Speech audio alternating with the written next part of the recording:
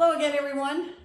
I'm Mary Ellen, the music therapist for Transitions Hospice, and I want to spend a little bit of time talking about the wonderful instruments that are used in Irish traditional music. I'm not going to spend any time on the ones that you've all heard of, the banjo, the accordion, the fiddle. Those I know you know about, but I want to showcase a few that maybe you haven't heard of or maybe haven't seen. This first one is the Irish drum. It's called a bodhran, spelled B-O-D-H-R-A-N. And I have a slide of it there for you so you can see it a little bit better. But here it is. It's a frame drum, and you play it with something called a tipper. So if I were doing this as part of a set, there'd be other musicians in the background that would be adding to it. But at any rate, this gives you kind of an idea of how the bodhran sets the beat.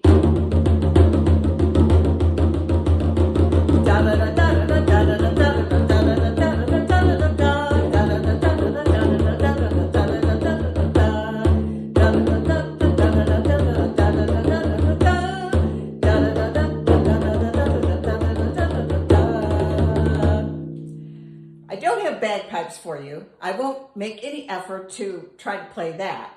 But I do have another instrument that I want to at least mention. I am, however, going to save your ears by not playing it.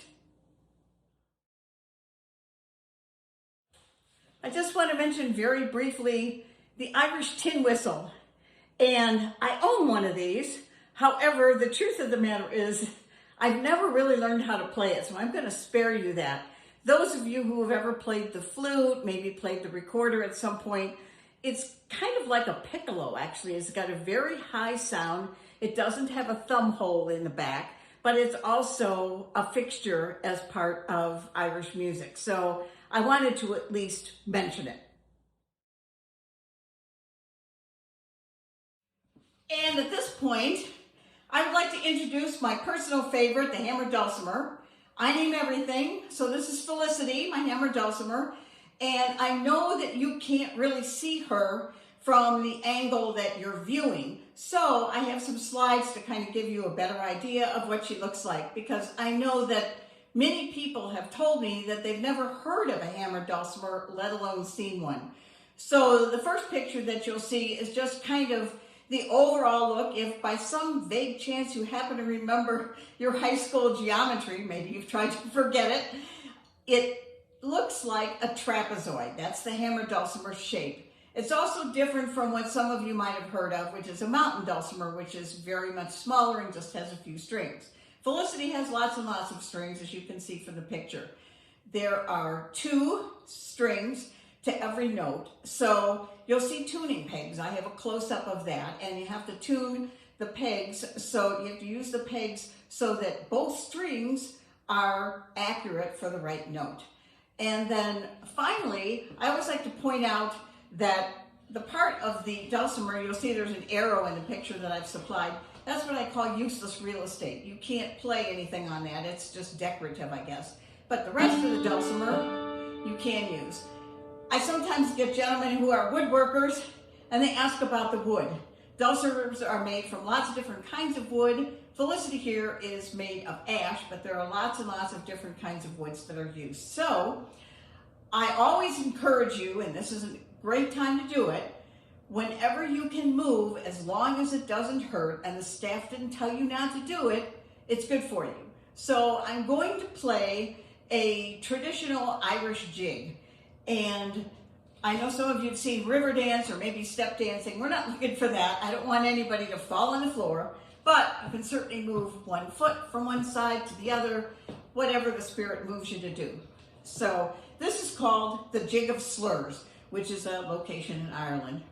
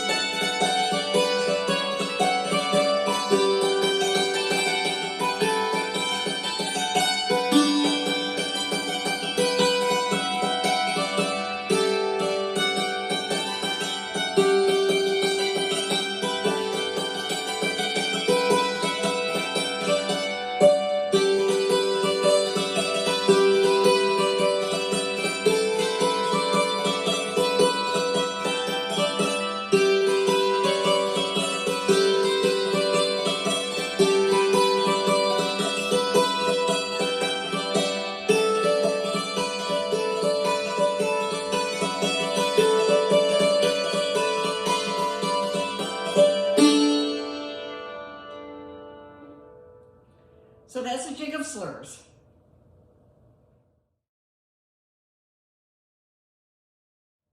Yet another Irish instrument, I won't be playing that one either, but I am going to mention it, is the Irish harp.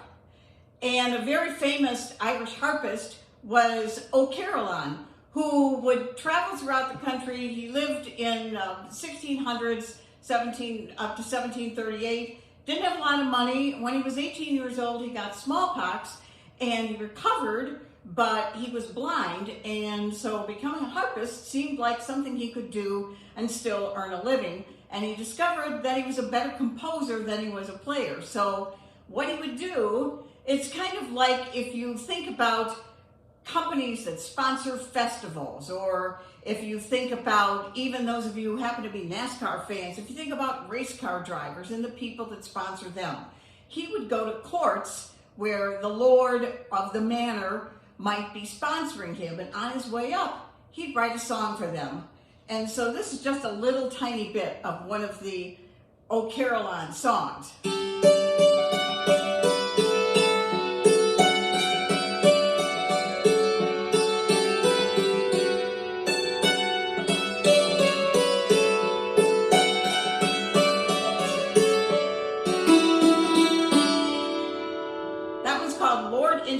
But there were tons and tons of them named after various lords and ladies.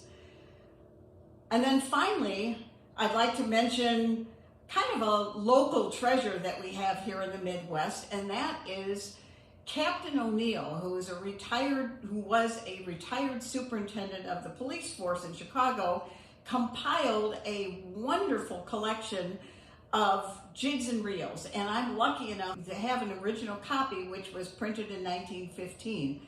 And dulcimer players borrow. We play a lot of fiddle tunes, we play a lot of things that were maybe intended for other instruments, but we borrow them. So I just mentioned that because it is part of our heritage. So I hope that that gives you kind of a good introduction to some of the wonderful Irish instruments, which if you were to be in Ireland or hear Irish music, you would hear lots of them.